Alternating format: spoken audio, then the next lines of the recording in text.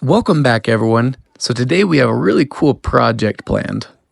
As a child, my father had this really cool anchor tattoo on his arm, so this project is in honor of him.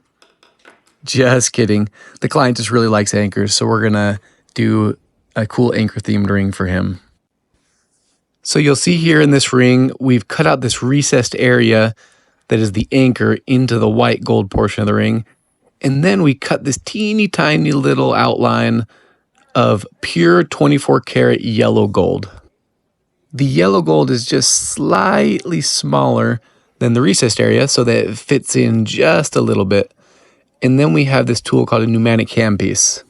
If you can imagine, it's like a teeny tiny little hammer, a teeny tiny little jackhammer, if you will, that is going to actually hammer the metal down into the recess. Because pure 24 karat yellow gold is so soft, it doesn't damage the white gold, which is alloyed with other metals, so it's a little bit harder, but it actually mushes down into that recess and is permanently locked in.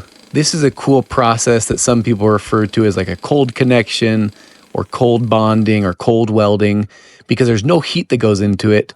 It's all just locked in by the friction and pressure of the two metals pushing against each other.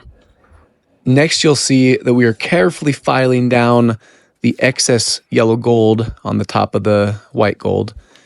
And then we progressively go through coarser and then medium coarse and then finer sandpapers to get it nice and flush and perfect.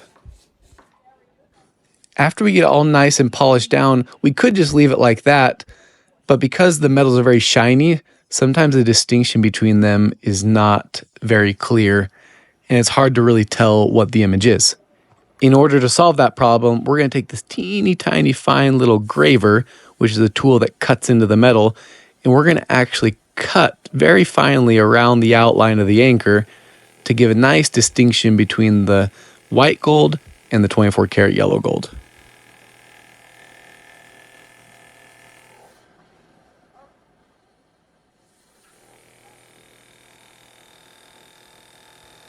If you look really close, sometimes you can see that little teeny tiny curl of metal that's coming off of the tip of the graver.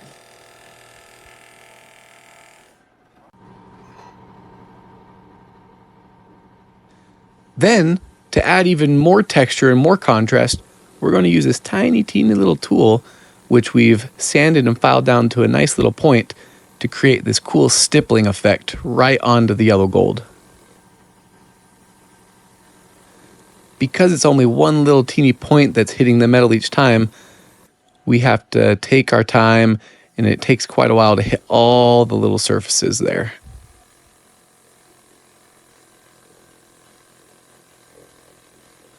But once we're done, it looks really cool. It gives a nice little shine, some cool texture, and it really makes that yellow gold pop against the white gold background.